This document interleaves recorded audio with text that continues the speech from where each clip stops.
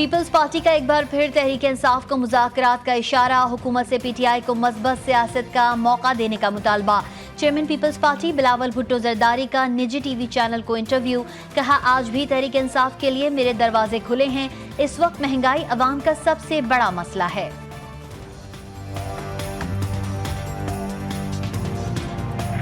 وفاق کے اوپر دن رات چڑھائی کی جا رہی ہے، دھمکیاں دی جا رہی ہیں کہ 2014-15 میں آپ کو اچھی طرح علم ہے کس طرح ڈی چوک کے اوپر کئی ماہ یہاں پر دھرنا دیا گیا۔ یہ جو دھرنے اب دیے جا رہے ہیں اور روز اسلام آباد پر چڑھائی ہو رہی ہے، یہ پاکستان کے ساتھ سب سے بڑی دشمنی ہے۔ 2014 اور 15 کی سازش کو کسی صورت دہرانے نہیں دیں گے، وزیر اعظم شہباز شریف نے واضح پیغام دے دیا۔ کابینہ اجلاس سے خطاب میں کہا وفاق پر دن رات چڑھائی کی جا رہی ہے، فسادیوں کو ہوش کے ناخن لینے چاہیے۔ پی ٹی آئی کو منظور نہیں کہ پاکستان ترقی کرے، کراچی جیسے واقعات ملک کے خلاف سازش ہیں۔ ایک دن کی جو سٹرائک ہے یا سٹرائک ہے، میں دونوں چیزوں کی بات کرنا چاہتا ہوں کہ اگر آپ کہتے ہیں کہ ہم یہ عوام اور ملک کے لیے کر رہے ہیں تو آپ کو یہ سوچنا چاہیے اور سوچنا پڑے گا کہ اس کی معیشت پہ کیا اس کے اثرات ہوتے ہیں۔ احتجاج اور ہڑتال سے ایک دن میں 190 ارب روپے کا نقصان، 3 سے 4 دن میں اسلام آباد کے 8 لاکھ سے زائد افراد متاثر۔ وزیر خزانہ محمد اورنگزیب نے کہا ہڑتال کرنے والے اپنے مسائل کے حل کے لیے مذاکرات کریں۔ مہنگائی کی چکی میں پسے عوام کے لیے بری خبر، قرضوں کے بوجھ تلے دبی حکومت کا مزید قرض لینے کا فیصلہ۔ وزارت خزانہ نے مالی سال 2024-25 کے لیے 19.2 ارب ڈالر کا قرض لینے کا پلان تیار کر لیا۔ میں نہ مانوں، آئی جی اسلام آباد کو ہٹانے کا مطالبہ، گنڈا پور کی پھر اسلام آباد پر چڑھائی کی دھمکی، کہتے ہیں فیصلے کرنے والوں کو ملک کا کوئی خیال نہیں۔ بانی پی ٹی آئی نے واضح طور پر کہا تھا ہماری فوج سے کوئی لڑائی ہے اور نہ ہی کوئی فوج مخالف ایجنڈا۔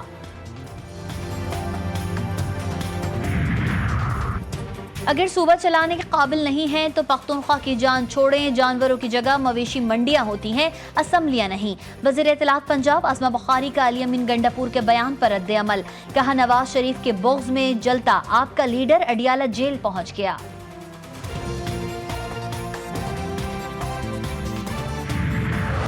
کے پی کا ایوان بنا جنگ کا میدان، حکومتی اور اپوزیشن اراکین لڑ پڑے، نیک محمد داوڑ اور اقبال وزیر کے درمیان گالم گلوچ، ایک دوسرے پر لاتوں اور گھونسوں کی برسات کر دی، اجلاس 14 اکتوبر تک ملتوی کر دیا گیا۔ تحفظ موومنٹ کی جو پچھلے 6 مہینوں کی اگر آپ ایکٹیویٹی کو دیکھیں، جس طریقے سے انہوں نے پاکستان کے جھنڈے کو نظر آتش کیا، جس طریقے سے انہوں نے پاکستان سے باہر پاکستان کی ایمبیسیز کے اوپر حملے کیے، پاکستان مخالف بیانیے کو پروان چڑھانے کے لیے باقاعدہ طور پہ فنڈنگ بھی کی۔ پی ٹی ایم نے پاکستان پرچم کو نظر آتش کیا، بیرون ملک پاکستانی سفارت خانوں پر حملے کیے۔ پی ٹی ایم کو بیرون ملک سے فنڈنگ کی جا رہی تھی۔ وفاقی وزیر اطلاعات و نشریات عطا اللہ تارڑ نے کلدم پشتون تحفظ موومنٹ پر پابندی کی وجوہات بتا دیں۔ فتنہ الخوارج اور پی ٹی ایم کا گٹھ جوڑ منظر عام پر آ گیا۔ فتنہ الخوارج نے پشتون قومی عدالت کی حمایت میں ضلع خیبر میں 5 روزہ فائر بندی کا اعلان کر دیا۔ کلدم پی ٹی ایم کی سرگرمیاں بظاہر پشتون عوام کے حقوق کی جنگ، حقیقت اس کے برعکس۔ کلدم پی ٹی ایم دراصل فتنہ الخوارج کا دوسرا نظریات ریاست مخالف ایجنڈے پر مبنی ہے۔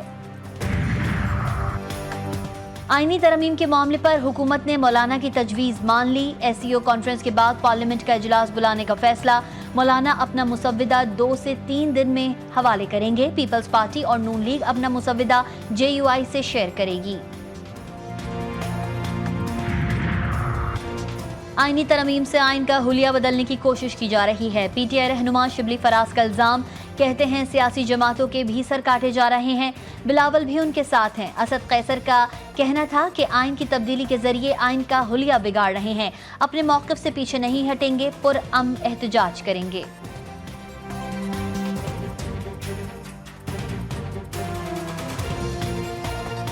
آئین کا اور قانون کا سہارا لے کے آپ ہماری انسلٹ کرتے ہو، مجبور کرتے ہو کہ ہم اس حد تک جائیں کہ ہم بندوق اٹھائیں۔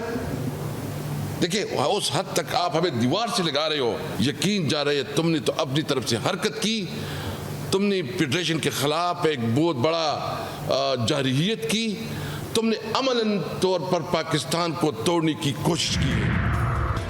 مخصوص نشستیں کون کون سی جماعت کو ملیں گی؟ الیکشن کمیشن کا اجلاس آج طلب کر لیا گیا۔